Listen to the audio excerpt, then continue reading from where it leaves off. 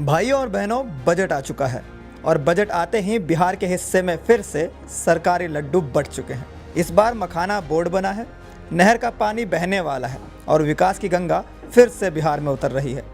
लेकिन सवाल यही है कि आखिर ये पैसा आता कहाँ से है। अगर इस पर नज़र डालें तो एक बेहद दिलचस्प आंकड़े हैं।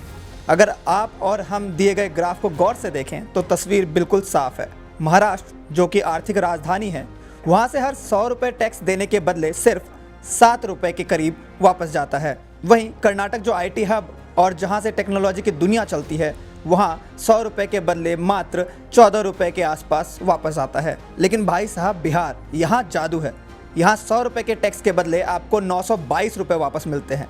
मतलब अगर बिहार वालों से पूछा जाए कि आप टैक्स भरते हैं क्या, तो जवाब आएगा, भरेंगे क्या, टैक्स हमें खुद दिया जाता है केंद्र सरकार से। ये कैसा सिस्टम है। महाराष्ट्र, कर्नाटक, गुजरात, दिल्ली, तमिलनाडु, पंजाब, हरियाणा और तेलंगाना जैसे राज्यों में लोग मेहनत करके टैक्स भर रहे हैं और फिर सरकार ये पैसा बिहार जैसे राज्यों में ऐसे डाल रही है जैसे कोई अमीर बाप अपनी बिगड़ी औलाद को पॉकेट मनी दे रहा हो।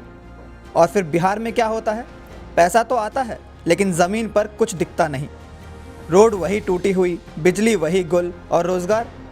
अरे भाई, अगर बिहार में रोज़गार होता तो वहाँ के नेता हर 5 साल में बिहारी युवाओं को बिहार की नौकरी देने का झूठा वादा ही क्यों करते। ये विकास नहीं, राजनीतिक गणित है।